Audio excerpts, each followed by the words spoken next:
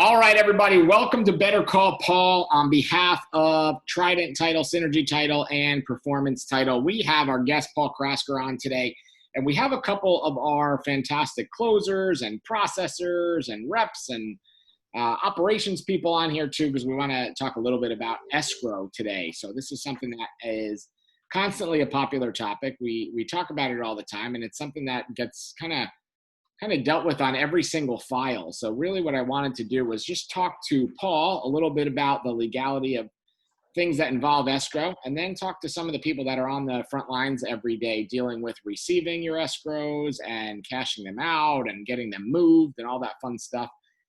Because what does happen a lot, we find that the timelines for closing sometimes get messed up by escrow, or people don't know when to submit them or get them released or anything like that. So Paul, if you have a little bit on escrow to start with and just kind of some basic ideas, then I'm going to ask you some questions, and then we'll bring in some other questions here. Great.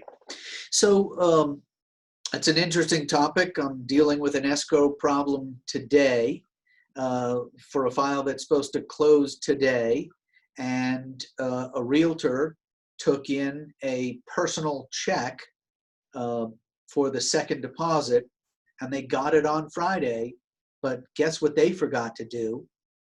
Hand it in to the escrow agent until Tuesday, and the check hasn't cleared yet.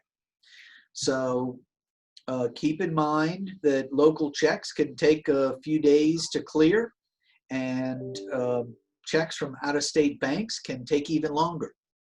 So we always encourage people to send wires. There's no reason not to send a wire. We've got safe procedures in place that eliminate much of the risk associated with sending wires. And if you follow the procedures that we outline, I think you can be safely using the wire transfer system and know that there's good funds in your pocket for closing. I'll tell you a little bit about what we do as escrow agents. We're very conservative. We're not going to put us or you in a place that you're going to end up getting sued. We're just not going to do it. So if there's not a signed release from both parties, even though somebody turns back to us and says, well, it's still within the inspection period and the seller's not getting back to us and you should release it just because there's no reason to hold it. Well, we don't know what happened that could have caused a default. We don't know if the buyer was supposed to have shown an indemnification agreement, or they were supposed to have provided a copy of an insurance policy before they accessed the property, and because they didn't, the seller's holding them in default. Or we don't know if during the inspection period the buyer forgot to close the cap on the septic tank, and because of the septic tank didn't work and backed up into the house and caused $30,000 worth of damage. We don't know those things, so we're not going to release the money, even though it's logical for you. We've seen all the lawsuits that happened because of that, and we do need the two signatures. And you think our staff are trying to be difficult or rude or disrespectful to you and not focused on your time. They're actually trying to protect you. Ryan, anything more that you think I should start with, or should we just roll? So a couple of things real quick. I would like to just talk about maybe best practices for buyer escrows. You gave a good example of an issue you had already, on the contract where it says is to be accompanied with the contract or made within 3 days. Can you just talk about that, how that timeline actually works, when they check that box saying within 3 days, when does it start, just so everybody's very clear on that, because we get questions about that. When escrow has to be in, when the second deposit has to be in, how long the realtors can hold it, all those things we get asked literally every single day across all the different offices. Yeah. So the last time I checked, the realtors aren't allowed to hold it for more than 24 hours, must deliver it in escrow. I don't think there's a reason for you to be hanging on to checks. If your client turns around and says, please hold this for a couple of days, you need to tell them, then we need to amend the contract so that it's not deliverable for a couple of days, but I'm not going to hold it.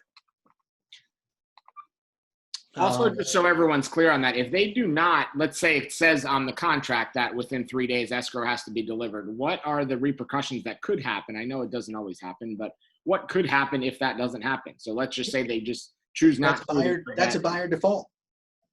So if you have a tough seller and the buyer doesn't place the deposit on a timely basis, and I've had 15 of these over my years, where the buyer cancels on the last day of the inspection period and the seller is a tough person, they say, I want to see a copy of the deposit check front and back.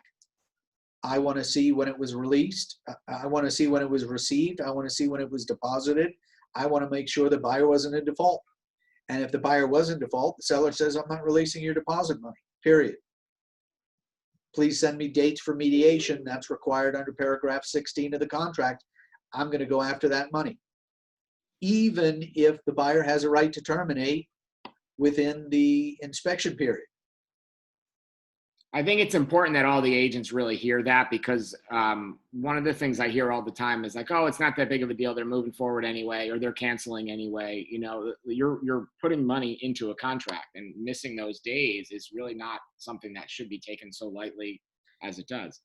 And more importantly than that, Ryan, I think the message is, if the buyer isn't taking it seriously, the agent needs to protect themselves from liability.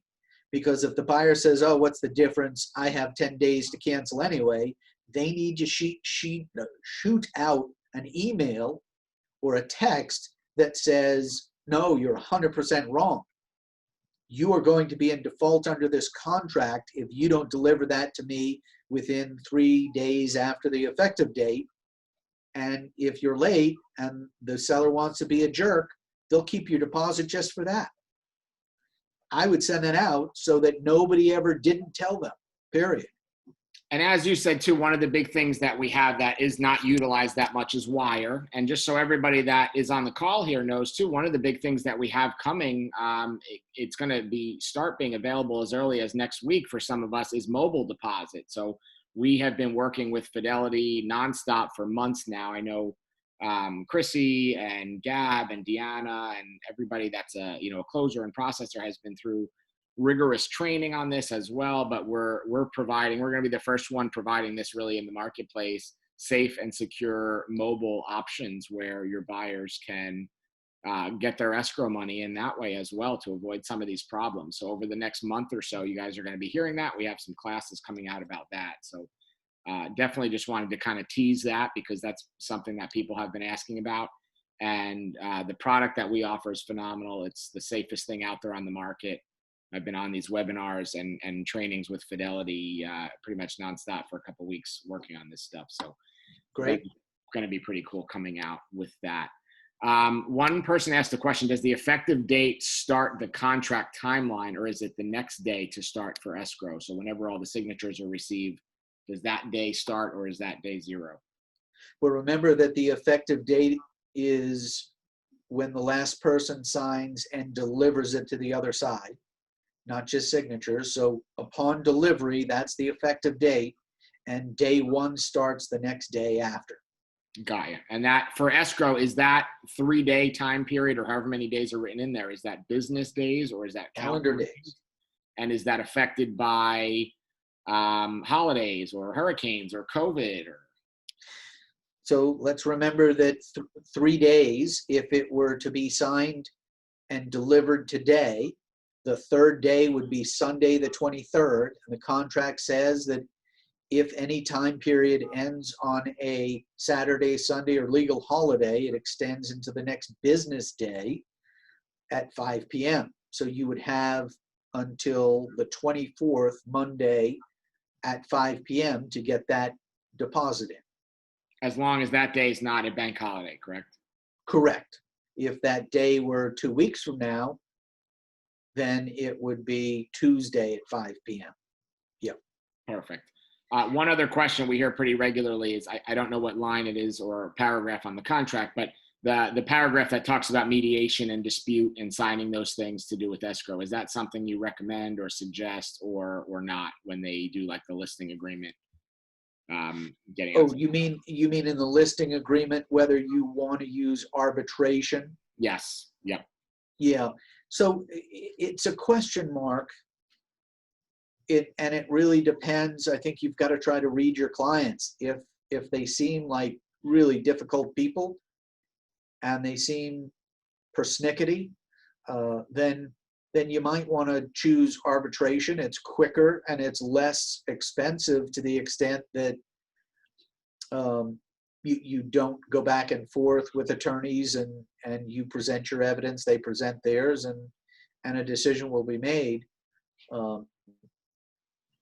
I have to ask another question tied to that, and it pertains to the word of the day. Was that persnickety? What was persnickety? Yeah, that's a real word. Goodness. Can we get a definition? It's an onomatopoeia. That's something that sounds exactly like what it is. It is somebody who is overly detail oriented and can be known to be annoying at that level. That was fantastic. All right, 2 questions. Number 1, if escrow deposit deadline was missed, should an addendum be done or signed to state that or extend that?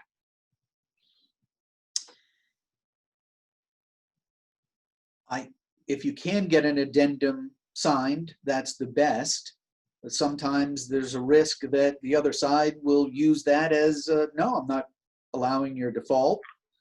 Now, the good news is that there's a doctrine in the law, and I don't want to give people this as an encouragement to allow it to happen, but if you cure a default before the other side raises the issue, then you can argue a legal concept called laches, L-A-C-H-E-S, which means no harm, no foul. You didn't call a default. We cured it before you did, so you can't sue me under that basis. It's an equitable defense, which means the judge gets to decide if they think it's appropriate for the given circumstance. So it's not a guaranteed win, but you might be better off if you're dealing with a persnickety seller. You might be better off not doing the addendum because they're not going to agree to sign it, and you don't want to bring it to their attention. So in that example with the judge, if you're 1 day late because your kid was sick and couldn't get the check in, usually that's something, at least I'm not saying it's right, but it's somewhat reasonable versus when you're saying, oh, well, I could cancel anyway. I just don't care. Correct. Makes sense. And what you'd want to do in those circumstances is you'd want to send an escrow letter.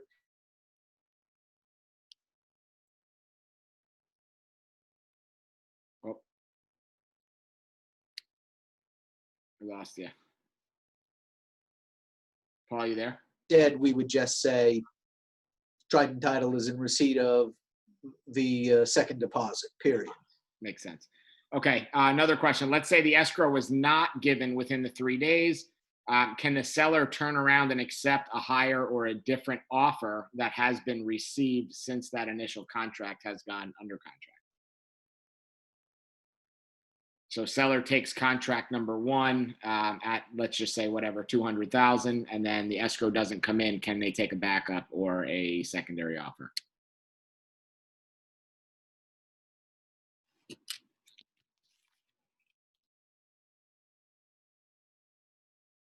Back to see when it was deposited. If the deposit wasn't timely made, I'm deeming that to be a default under the contract and terminating the contract, period. Now, is that the strongest legal grounds? If they have some sort of mistake to say, oh, well, it was a day late, but we got it in before you objected, then I think you probably have a weaker argument than if you held them in default because they hadn't sent it in and you called the default before they cured it. Then I think you have a stronger legal argument to be able to terminate that contract. Got it. One more. If escrow deadline is met, is it 100% that the buyer can get deposit back if something goes wrong during inspection period? Or are there any exceptions where they would not be able to, reimburse or get that money back? Yeah, I mean, there are always exceptions to every rule. And yes, 100% of the time, if you have a 10-day inspection period, you should get that money back. but there have been times over the years that something else happened, or somebody wrote something into the contract that said, you don't get your deposit back until you send me your inspection reports. And nobody caught it, and you didn't send the inspection report, so we're not releasing your deposit money. Other times, the buyer went through the property. I had this the other day, not the other day, the other month. The buyer went through the property and decided that they were going to do their own inspections with their dad from New York, who's got a great set of tools, and the dad moved the refrigerator in the kitchen, wanted to see what was going on behind it, and the water connection between the refrigerator and the whatever that is, copper pipe that feeds the water into the refrigerator, came loose. And when the sellers went back the next day, they were dealing with a flood in their house for 4 inches. Wow. And had to remove all the baseboards and all the drywall, and they were suing the buyer and said, don't you dare release that deposit money. Wow. Yeah, that's crazy. Another question: are you obliged to send the buyer's are you obliged to send the buyer's inspection report to the sellers? No. No. Anybody else? Any questions on escrow? If not, I would like to get Deanna or Gab or Chrissy on to talk about best practices. Anybody else, if you have an escrow question, feel free to unmute and ask, or throw it in the chat. If not, Gab or Deanna or Chrissy, could you guys unmute? I would love to just ask you 2 or 3 questions. And Paul, do you have anything else to add on escrow? Just the key for the escrow is if we have policies and procedures in place, they're to protect both of us. We're not trying to be difficult, and we do have forms that need to be filled out, and please be respectful of that. Please don't come into the escrow, the closing agent, and sit in their office and expect that we're going to cut a check in 3 minutes from receipt of the paperwork. We've got closings that we're working on, other agents who need things done as well. We promise we'll do them as soon as we possibly can and within the timelines that we've agreed. But I know it's a source of frustration for some. Yeah, I think that's one thing important to talk about, Gab, if you could, or Chrissy or Deanna. What's the timeline that you guys are looking for, to be able to release escrow or to be able to move it? So very often we get stuck holding an escrow for a deal we're not doing. That escrow money then needs to be moved somewhere. How long do you guys need?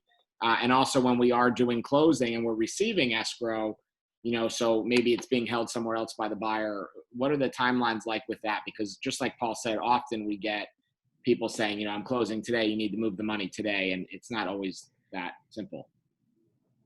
So as far as that goes, like the transfer of escrow, that's actually in big, bold, underlined, starred verbiage on the top of our form that says, please allow us up to 48 hours for that. So, that's doesn't mean, like Paul was just saying, we're not going to try our best, but, yes, running in the morning and saying, I need you to do this right now. It's not just, I go like this with my mouse and click a button and it's transferred. There's a process to it. So as far as the transfer of, deposit of escrow and transfer of escrow, we asked to allow 48 hours for processing.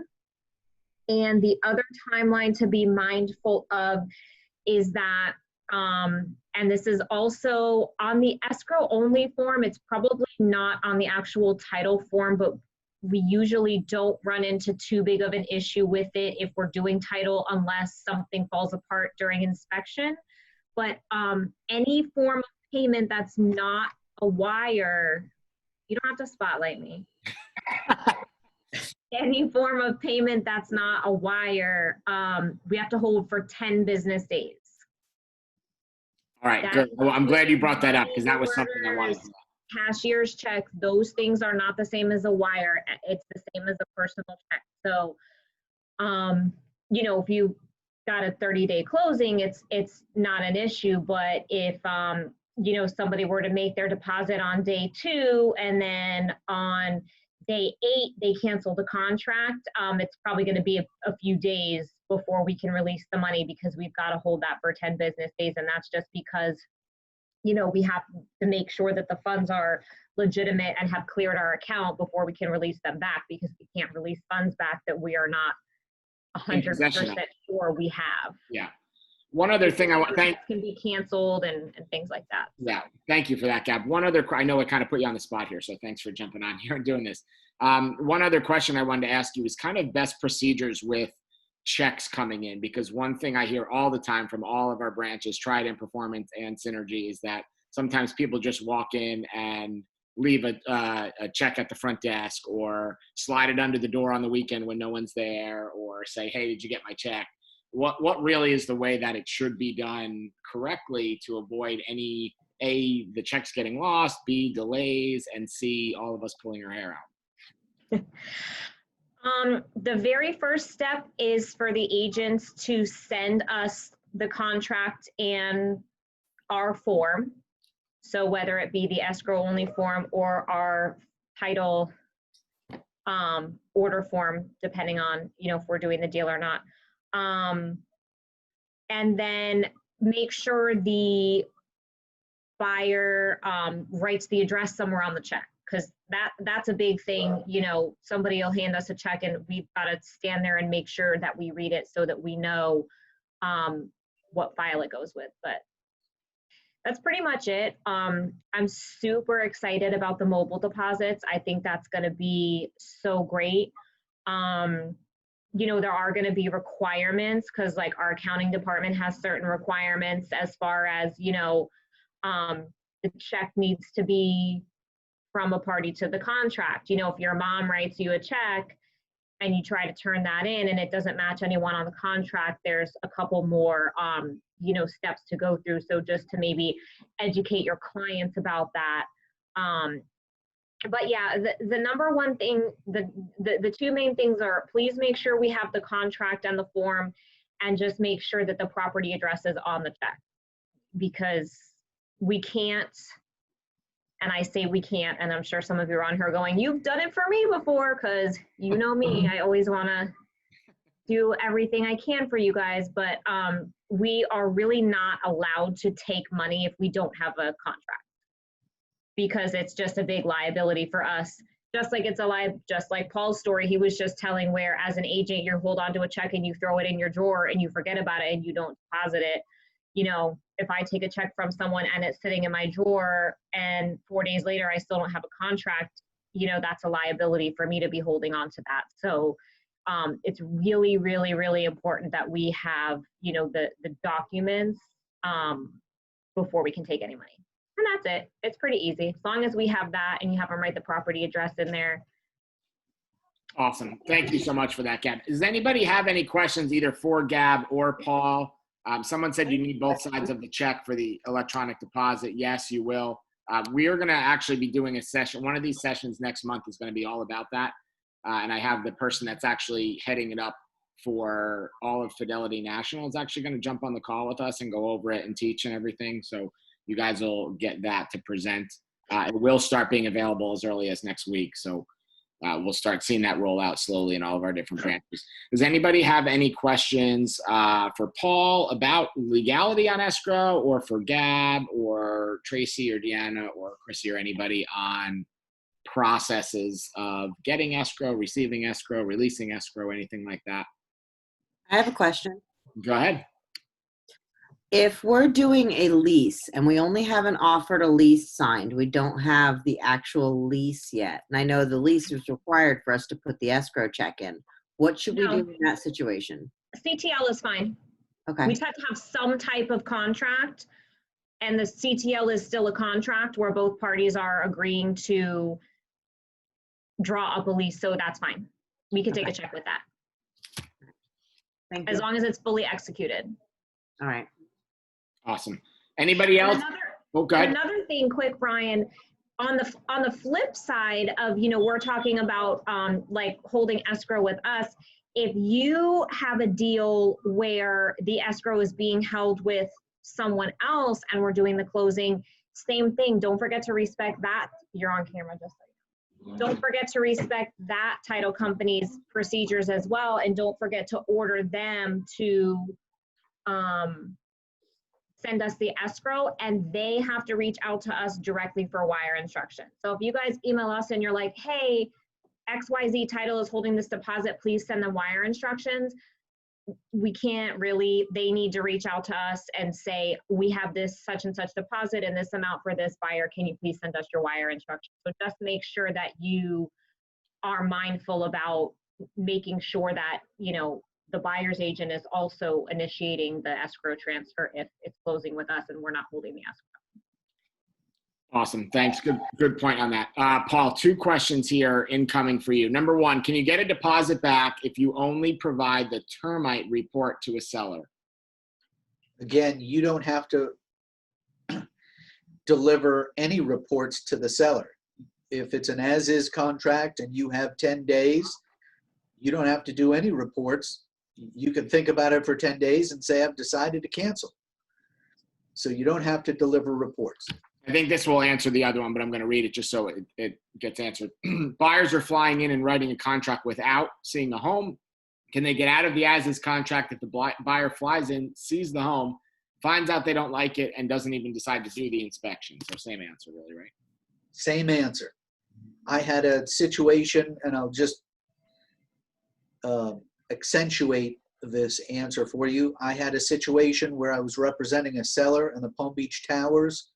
The person who put the property under contract in New York had never seen the property. He was coming down in 2 weeks, and he had a 14-day inspection period. He flew down the day before the inspection period ended.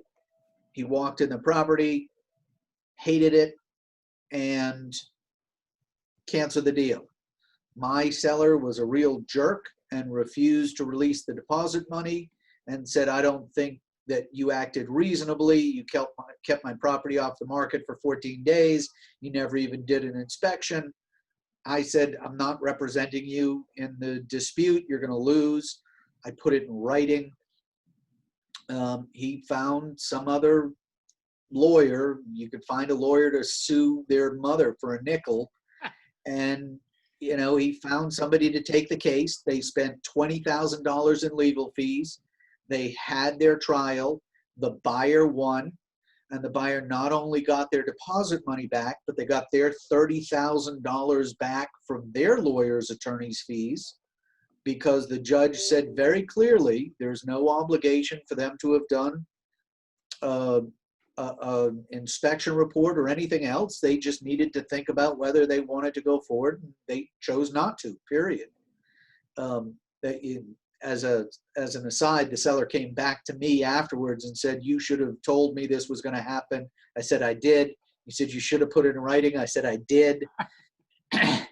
He said, you should have hit me and told me. Armed me. There's still time. Yeah. But that's the reality. So crazy. Anybody else, any questions for Paul or for Gab before we sign off? All right, if you're not already registered, Monday we're doing a Google Tools class for real estate. I promise you every single one on this call will learn something in that. There is no chance you will not learn something you did not know about Google Tools in your business. And next week we are doing FERPTA, same time slot, Thursday, 4 o'clock. We're covering FERPTA. If you don't know what that is, it's for international transactions. Please jump on for that. As always, Paul, thank you. Gab, thank you for letting me throw you on the spot. I appreciate it. And on behalf of Performance, Trident, and Synergy, hope everybody has a great day. Stay safe if this hurricane actually comes through, guys. Have a good one. All right. Thank you.